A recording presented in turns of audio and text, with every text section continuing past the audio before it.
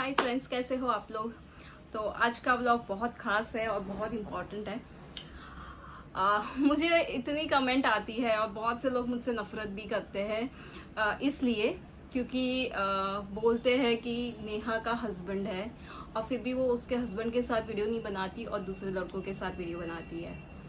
Simple चीज़ है, husband है पर वो मेरे साथ होना तो चाहिए वीडियो बनाने के लिए। कहाँ से लाऊं हस्बैंड, कहाँ से लाऊं मैं हस्बैंड, बताओ मुझे। तो आज मैं ये चीज बताने वाली थी। अब तक मैं नहीं बोल रही थी पर अब आप लोग, बहुत से लोग मेरे साथ जुड़े हो, बहुत से लोग मुझसे प्यार करते हैं, बहुत से लोगों को मेरे बारे में जानना है क्या नहीं है। तो कुछ बातें जो पर्सनल है वो तो मैं पर्सनल रखूंगी ही, वो मैं आप लोगों के साथ शेयर नहीं करूंगी, पर कुछ चीजें जो है बताने जैसी है वो मैं बताती हूँ आपको। तो पहली तो बात ये बता देती हूँ कि मैं शादीशुदा हूँ और काफ़ी साल हो गए मेरी शादी को। आपको पता ही होगा, मैं अपने बेटे का फोटोज़ भी आप लोगों के साथ मीडिया में, सोशल मीडिया में शेयर करती रहती हूँ। तो बहुत से लोग जो मुझे सच में प्यार करते हैं वो तो जानते ही है कि मेरा बेटा बड़ा है, तो काफ़ी टाइम से शादी हो गई होगी। पर कुछ 10 साल हो गए मैं अपने हस्बैंड से अलग रहती हूँ। कुछ ऐसे रीज़न बन गए थे, ऐसे सिचुएशन आ गई थी कि हम लोगों को ये डिसीजन लेना पड़ा और हम लोग सेपरेट हो गए। डिवोर्स नहीं हुआ था। अब डिवोर्स के लिए मेरे हस्बैंड ने अप्लाई किया है, उन्हें डिवोर्स चाहिए और मुझे भी कोई इश्यू नहीं है डिवोर्स देने के लिए। तो आज के मैं वीडियो में आप लोगों के साथ शेयर करने वाली हूँ कि मेरे कोर्ट एक्सपीरियंस कैसे है और यहाँ डिवोर्स के लिए कोर्ट तक जाने के लिए हम लोग इतने मजबूर क्यों हो गए, क्या रीज़न था कि हम लोगों को अलग होना पड़ा, वो मैं बातें आपको शेयर करूँगी। मेरे ख्याल से शायद बहुत सारे पार्ट्स बनेंगे क्योंकि मैं बहुत कम शॉर्ट टर्म वीडियो बनाऊंगी, ज़्यादा बड़ा लंबा वीडियो नहीं बनाऊंगी। तो मैं आज के इस वीडियो में मैं आप लोगों के शेयर करूंगी मेरे कोर्ट एक्सपीरियंस क्या है। बहुत से लोग जानते हैं कि मैं अहमदाबाद जाती हूँ एवरी मंथ। तो मैं अहमदाबाद क्यों जाती हूँ, किस लिए जाती हूँ, हर महीने मुझे अहमदाबाद जाना पड़ता है क्योंकि मेरा केस, मेरे हस्बैंड अहमदाबाद रहते हैं और उन्होंने कोर्ट में केस डाला है वहाँ पे अहमदाबाद में, और हर महीने की डेट होती है, उस डेट पे मुझे जाना पड़ता है अहमदाबाद। 2 साल से हमारा केस चालू है, मतलब मेरे हस्बैंड ने तो 2019 में डाला था केस, पर मैं रेंट के घर पे रहती हूँ और मेरा घर चेंज होता रहता है। इसकी वजह से मुझे कोई नोटिस मिली नहीं थी, मेरे हस्बैंड ने जो कोर्ट में डाला था तो मुझे कोई समन मिला नहीं था मुझे, तो इसकी वजह से रह गया। फिर लॉकडाउन आ गया, उसकी वजह से और 2 साल खींच गए। 2022 में मुझे उनके लॉयर का, उनके वकील का व्हाट्सएप पे मैसेज आया और सुमन भेजा उन्होंने और बोला, और मैसेज में था कि मुझे ये डेट पे हाजिर होना है फैमिली कोर्ट में।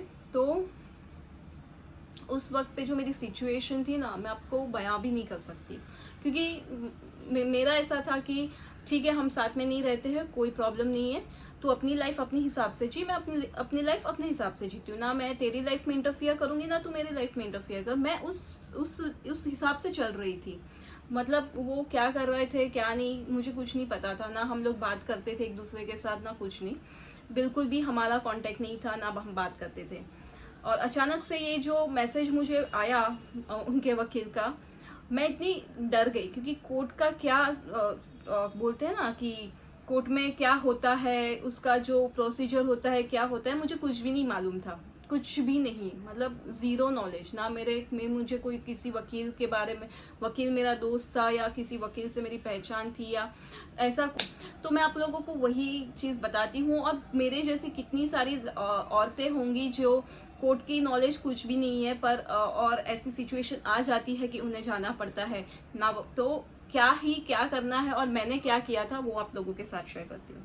तो अहमदाबाद जब मुझे मैसेज आया वकील का, जो डेट थी उस डेट पे मैं अहमदाबाद गई। इंस्टाग्राम से मेरी दोस्त थी मेघा करके, उससे मैंने बात किया कि ऐसे ऐसी सिचुएशन है, मुझे आना है, और वो बहुत, मतलब इतनी प्यारी थी। पूरा दिन उसने उसका जॉब पे छुट्टी लिया और मेरे साथ पूरा दिन रही। पहले तो हम कोर्ट में गए, जो एड्रेस दिया था वो कोर्ट में गए, तो वो कोर्ट बंद हो चुकी थी, वो कोर्ट शिफ्ट हो रही थी, तो हमें पता नहीं था। तो थोड़े से हम 11 बजे कोर्ट स्टार्ट होती है, 11 बजे तक पहुंच जाना होता है, और हम लोग थोड़े लेट पहुंचे, 10 मिनट लेट पहुंचे, तो मेरा नंबर चला गया था, तो मुझे दूसरी डेट देती थी। और बात ये थी कि उस टाइम पे मेरे हस्बैंड भी नहीं आए थे, ना मैंने उनको इन्फॉर्म किया था क्योंकि मैं बात नहीं करती थी उनके साथ। और मैं बहुत ही डरी हुई थी, मैं लिटरली रो रही थी कि क्या है, क्योंकि मैंने पहली बार कोर्ट देखी थी, मुझे पता ही नहीं था कोर्ट में क्या होता है, कैसा होता है, किस तरीके से जज के सामने पेश आना होता है। वकील तो मैंने रखा ही नहीं था, क्योंकि अहमदाबाद मेरे लिए पूरा टोटली कम्प्लीटली नई सिटी थी।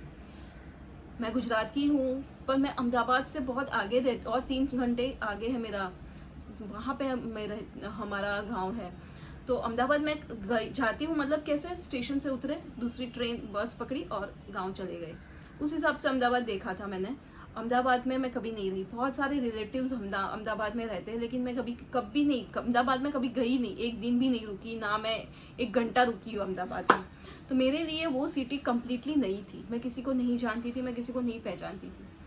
मेघा थ्रू मेरे एक वकील से, जो अभी मेरा वकील है, मेघा ने बोला कि हमारे यहाँ पे एक पहचान वाले वकील है, आपको चाहिए तो आप उनसे बात कर लीजिए। तो मैंने बोला ठीक है।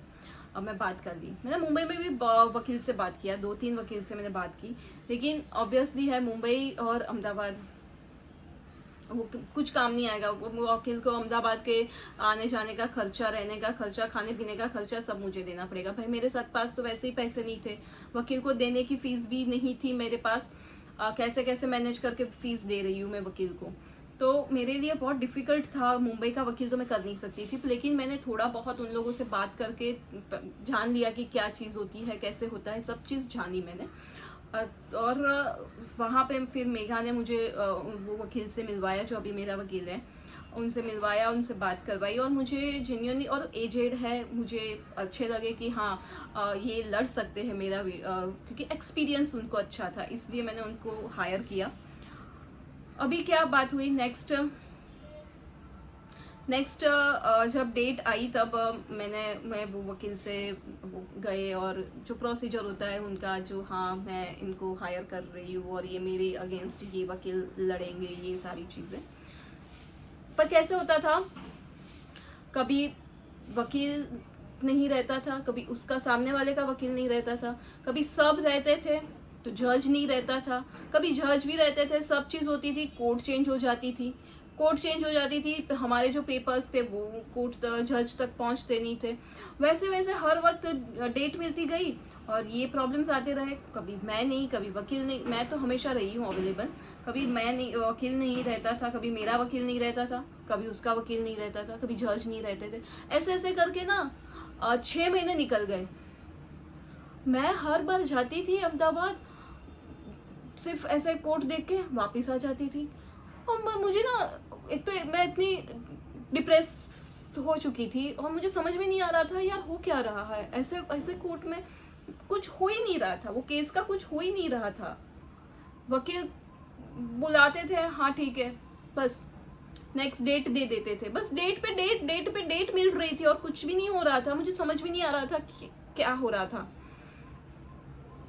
और मैं सच्ची लिटरली मैं अंदर से ना टूट चुकी थी कि ये मैं इतना खर्चा करके यहाँ मुंबई से अहमदाबाद जा रही हूँ। उस टाइम पे तो जॉब भी करती थी मैं, ऑफिस में छुट्टी लेती थी तो उसकी सैलरी कट जाती थी, और ऊपर से आने जाने का वहाँ का खर्चा मेरा, तो मुझे बहुत लॉस हो रहा था। मुझे समझ में नहीं आ रहा था मैं क्या करूँ। मेरी हालत ऐसी थी कि मेरी ऑफिस भी कभी भी बंद हो सकती थी।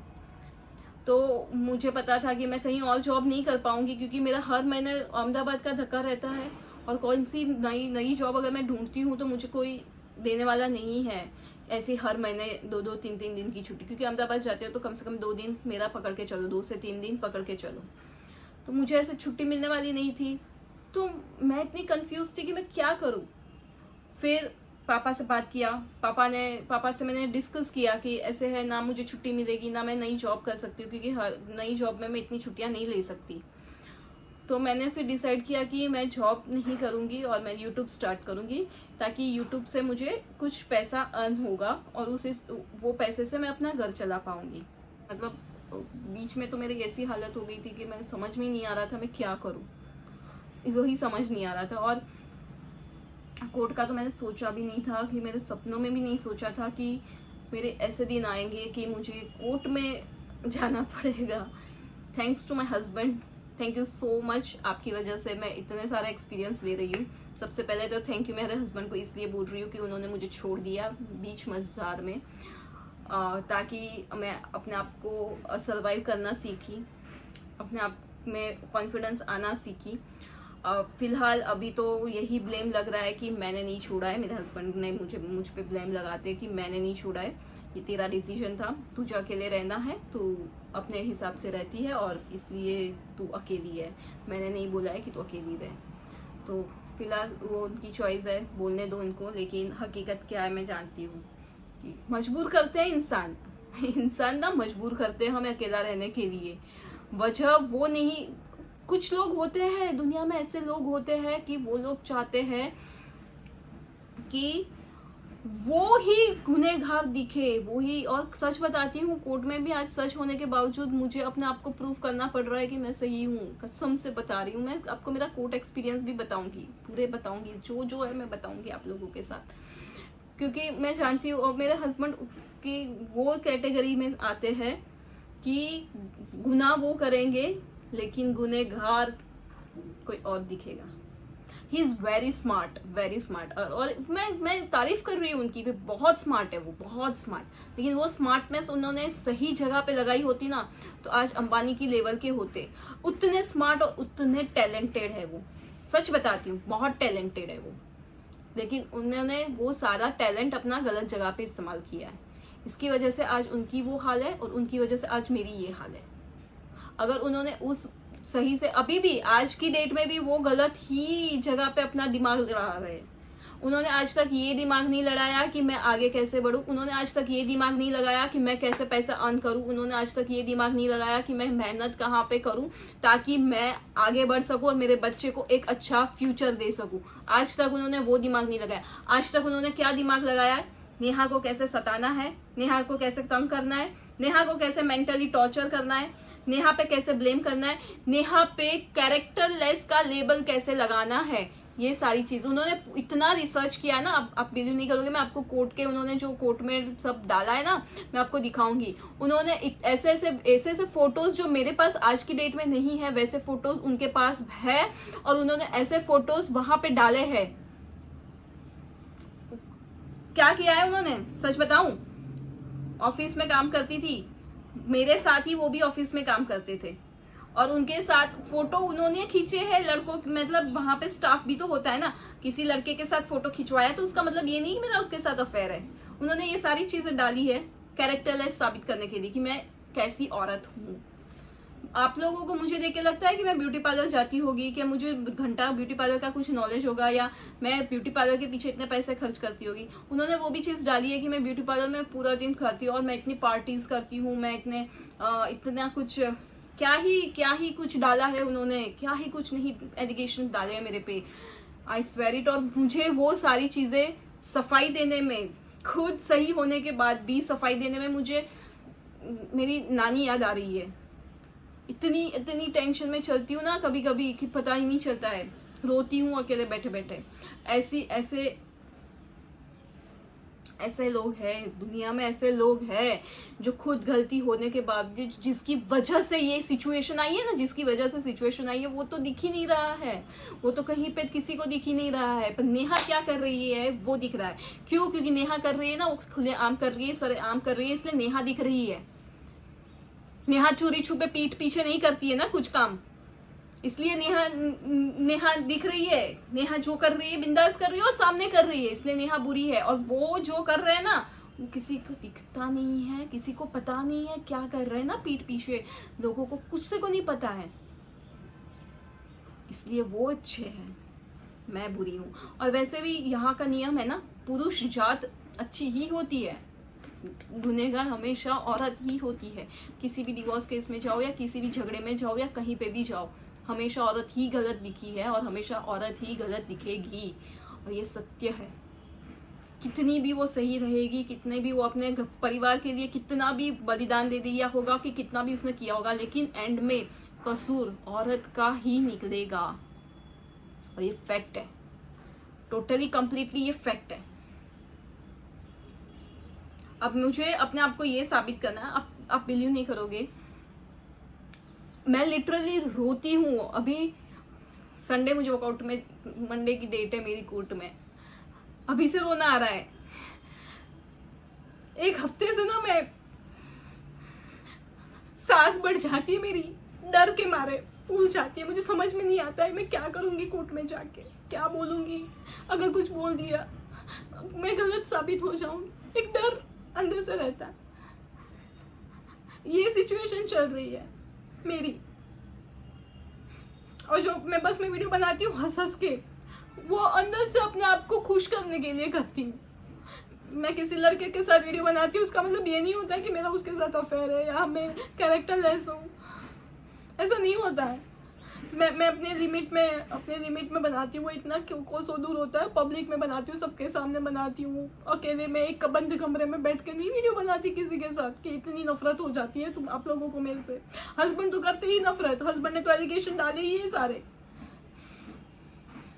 वो तो चाहते भी है, ऐसी कमेंट आती है ना, वो ऐसी एक भी ऐसी कमेंट आती है ना, वो स्क्रीनशॉट लेके रखते हैं कोर्ट में दिखाने के लिए कि देखो नेहा को कैसे कमेंट आती है। एक कमेंट आती है खराब, वो दिखाते। 100 अच्छी कमेंट आती है वो नहीं दिखाते कभी कि हाँ नेहा को ऐसी अच्छी कमेंट आती है, नेहा को बुरी कमेंट आती है। नेहा तो है ही ऐसी, नेहा तो कैरेक्टर ऐसी है। अरे मुझे ये समझ नहीं आता, अगर मुझे यही सब करना था, मुझे यही धंधे करने थे, किसी के साथ घूमना था, मुंह मारना था, मैं अपने बेटे को क्यों रखती मेरे साथ? रख दे देती भाई, तू रख, तेरे बेटे को संभाल, बड़ा कर, पढ़ा लिखा, तुझे जो करवाना है करवा। मैं अपने मजे करती, अय्याशियां करती, ऐश करती, क्यों जिम्मेदारी लेके बैठी हूँ कि मेरे को क्या पड़ी है? अगर मुझे यही सब करना है तो मैं चाहती हूँ कि भाई जो हो गया सो हो गया, मेरी तो जिंदगी खराब हो गई, बेटे की जिंदगी तो सुधार लूं। क्योंकि मुझे पता है कि मेरा बेटा उनके पास रहेगा ना तो पढ़ाई तो छोड़ दो, कुछ नहीं पढ़ने वाला है, वो पढ़ा ही नहीं पाएगा, उसकी औकात ही नहीं है पढ़ाने की, उसकी भी जिंदगी खराब कर देगा वो इंसान। अच्छा फ्यूचर देने के लिए मैं स्ट्रगल कर रही हूँ।